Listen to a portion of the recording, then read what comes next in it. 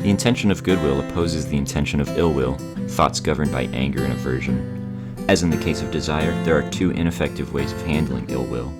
One is to yield to it, to express the aversion by bodily or verbal action. This approach releases the tension, helps drive the anger out of one's system, but it also poses certain dangers. It breeds resentment, provokes retaliation, creates enemies, poisons relationships, and generates unwholesome karma.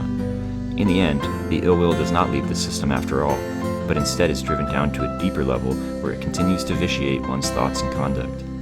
The other approach, repression, also fails to dispel the destructive force of ill will. It merely turns that force around and pushes it inward, where it becomes transmogrified into self-contempt, chronic depression, or a tendency to irrational outbursts of violence. The remedy the Buddha recommends to counteract ill will, especially when the object is another person, is a quality called metta. This word derives from another word meaning friend, but metta signifies much more than ordinary friendliness. I prefer to translate it by the compound loving kindness, which best captures the intended sense, an intense feeling of selfless love for other beings radiating outwards as a heartfelt concern for their well-being and happiness. Metta is not just sentimental goodwill, nor is it a conscientious response to a moral imperative or divine command.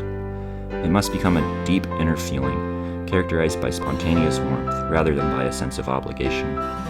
At its peak, metta rises to the heights of a Brahmavihara, a divine dwelling, a total way of being centered on the radiant wish for the welfare of all living beings.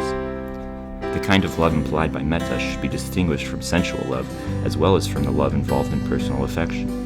The first is a form of craving, necessarily self-directed, while the second still includes a degree of attachment. We love a person because that person gives us pleasure, belongs to our family or group, or reinforces our own self-image.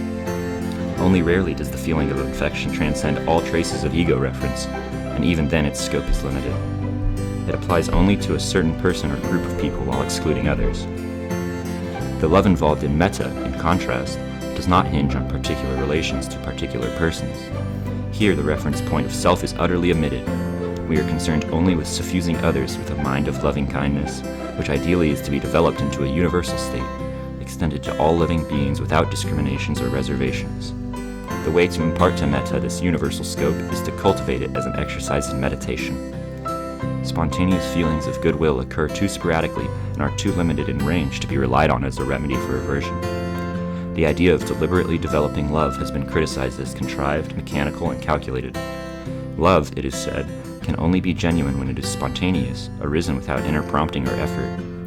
But it is a Buddhist thesis that the mind cannot be commanded to love spontaneously. It can only be shown the means to develop love and enjoined to practice accordingly. At first, the means has to be employed with some deliberation, but through practice, the feeling of love becomes ingrained, grafted onto the mind as a natural and spontaneous tendency.